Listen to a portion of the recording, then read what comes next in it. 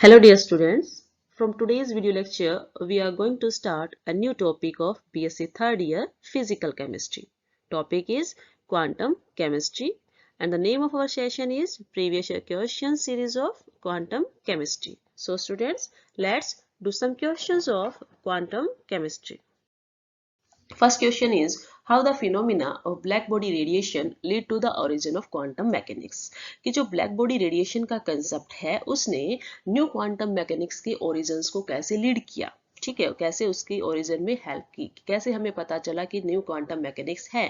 Okay तो देखिए आप बोलते हैं कि आपके पास जब भी कोई रेडिएशन जो है किसी सरफेस के ऊपर स्ट्रिक करती है, ठीक है, किसी भी बॉडी के सरफेस के ऊपर स्टिक करेगी तो थ्री पॉसिबिलिटी आपको देखने को मिलती है कि या तो क्या हो, जो आपके पास रेडिएशन का कुछ पार्ट क्या हो जाए, रिफ्लेक्ट हो जाए, या रेडिएशन का कुछ हिस्सा क्या हो जाए, एब्जॉर्ब हो जाए, या रेडिएशन का कुछ हिस्सा क्या हो जाता है, ट्रांसमिट हो जाता है. ठीक है, फिगर के अंदर हम दिखा रहे हैं कि आपके पास क्या है, कोई एक सोर्स ऑफ लाइट है, वो क्या करता है, अब लाइट इमिट करता है और किसी बॉडी के सरफेस से टकराता है. फर्स्ट पार्ट जिसके अंदर हमने क्या दिखाया है कि लाइट जो है बॉडी के सरफेस पे गई और क्या हो गई, रिफ्लेक्ट हो गई, तो रिफ्लेक्शन हुआ. सेकंड केस के अंदर आपके पास क्या है, एब्जॉर्प्शन शो हो रखा है.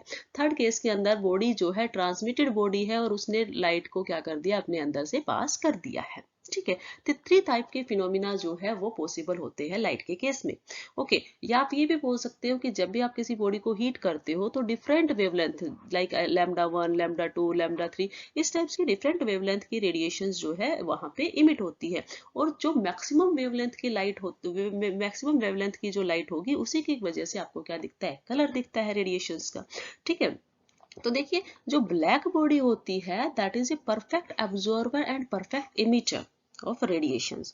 वो रेडिएशन को अच्छे से एब्जॉर्ब और अच्छे से इमिट करने वाली बॉडी होती है.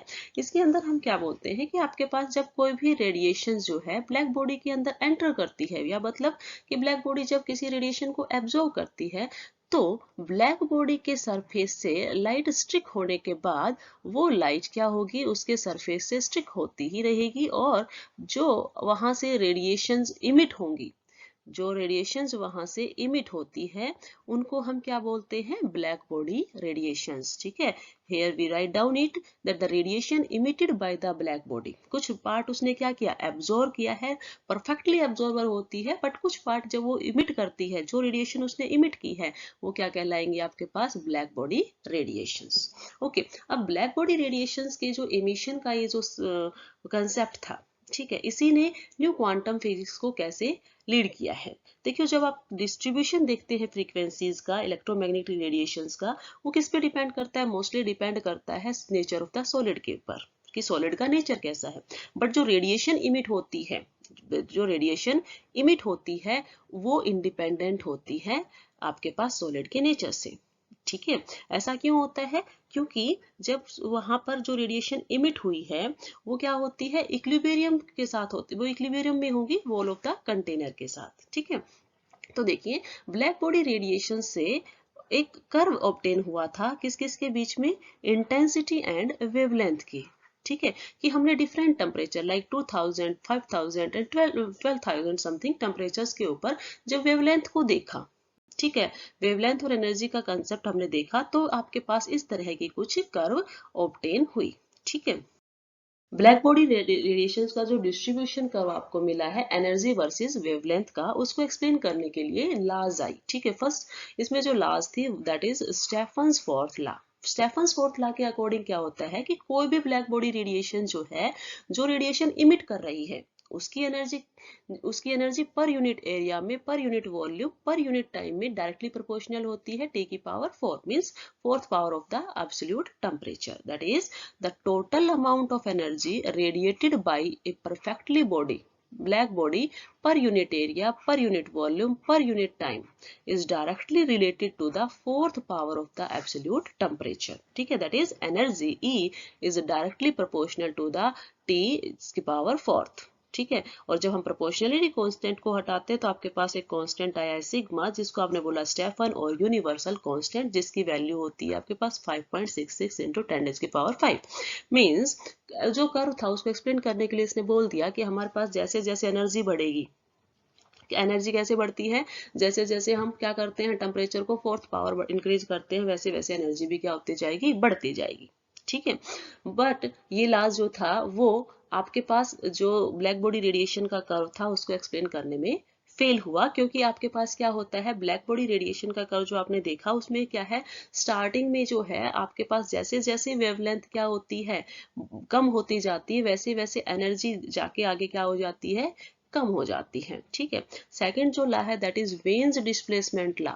ठीक है, अब वेन्स डिस्प्लेसमेंट लॉ के अकॉर्डिंग क्या था, वेन्स ने बोला कि जो आप मैक्सिमम वेवलेंथ देख रहे हो ब्लैक बॉडी रेडिएशंस की, ठीक है, मैक्सिमम वेवलेंथ जो है ब्लैक बॉडी रेडिएशन की, कब, जब इमिटेंस हो रहा है, जब रेडिएशन इमिट हो रही है, वो कैसे रिलेटेड होती है टेम्परेचर से, वो इनवर्सली रिलेशन होती है।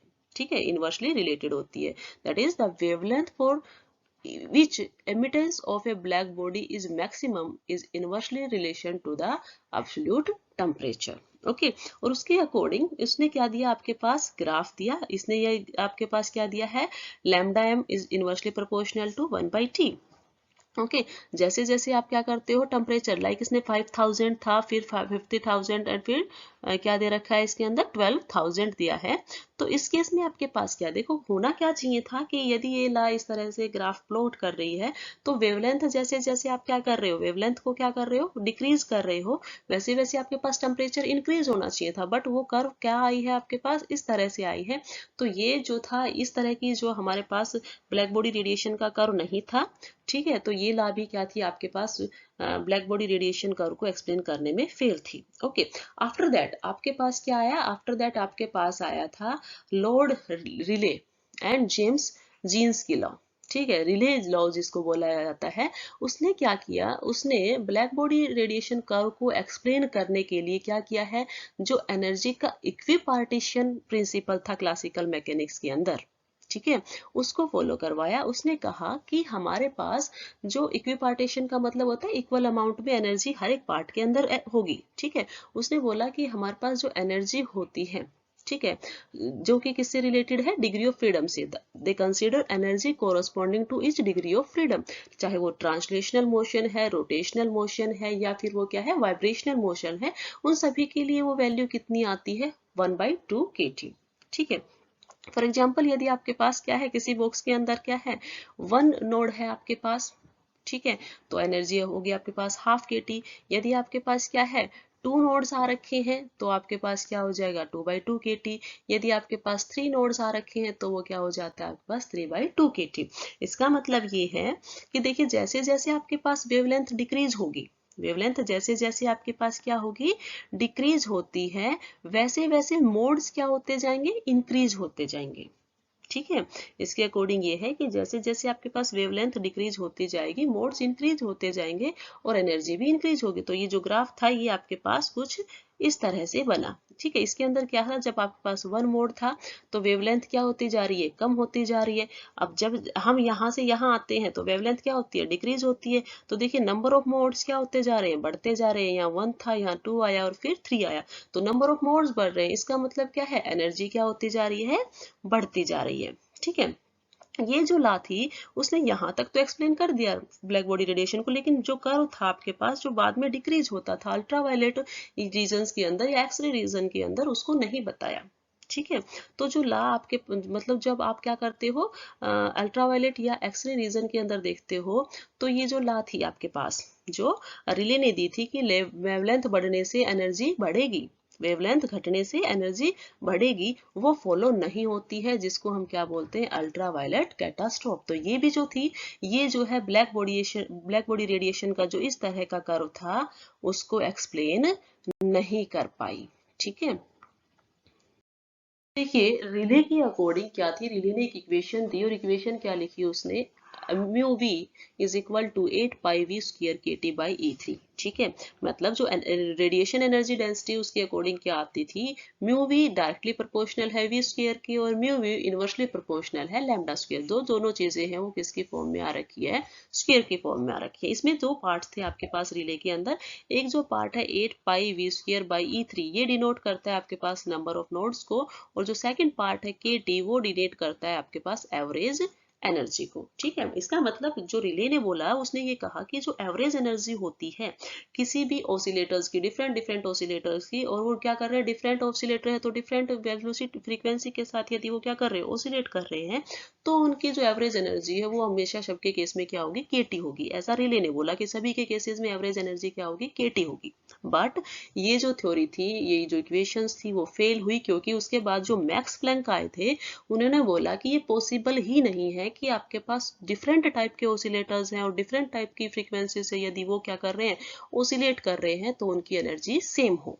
ठीक है, प्लंक्स के अकॉर्डिंग ये था कि प्लंक्स ने बोला कि यदि डिफरेंट टाइप के ऑसिलेटर हैं और वो किसी फ्रीक्वेंसी म्यू के साथ क्या कर रहे हैं, मूव कर रहे हैं, तो एनर्जी किसके बराबर होगी, multiple of frequency and a very small number, that is E is equal to V into multiple of a very small number. और वो स्मॉल नंबर क्या था, 6.626 इंटू 10⁻⁻34। ठीक है, जिसको आप क्या बोलते हो, प्लंक्स कांस्टेंट। तो इसके अकॉर्डिंग उन्होंने इक्वेशन दी E is equal to H mu. Okay, यदि आपके पास नंबर ऑफ फ्रीक्वेंसीज है, नंबर ऑफ फ्रीक्वेंसीज कब आएंगे, जब आपके पास डिफरेंट टाइप के ऑसिलेटर्स होंगे।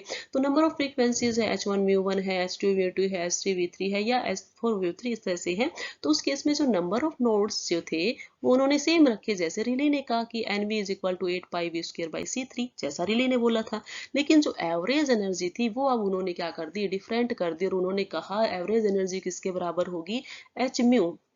क्योंकि अब उन्होंने प्लैंक्स कांस्टेंट लिया है, तो वो किसके बराबर हो जाएगी, आपके पास h mu upon E, h mu KT-1। ठीक है, और उस इन दोनों की वैल्यू को, जो आपके पास वैल्यू है किसकी, नंबर ऑफ नोड्स की, और एवरेज वैल्यू जो थी आपके पास, इन दोनों की वैल्यूज को उन्होंने क्या किया, उठाया और किस में रख दिया, रिले इक्वेशन में, और नई इक्वेशन पुट बना दी। वो इक्वेशन थी आपके पास mu we is equal to 8πh μc3 EhμKT-1। ठीक है, इस इक्वेशन से आपके पास क्या आया है कि यदि आप वेवलेंथ देखते हो तो वो क्या होगी आपके पास 1/λ3, और जो आपके पास दूसरा केस पॉसिबिलिटी है कि mu lambda is equal to EHc λKT-1। तो यदि हम इनमें ग्राफ प्लॉट करते हैं इंटेंसिटी और लैम्डा का, तो एक ग्राफ आपके पास स्ट्रेट लाइन शो होता है, वो होता है आपके पास mu lambda is equal to आपके पास 1/EHc/λKT-1, और सेकंड जो आता है वो आता है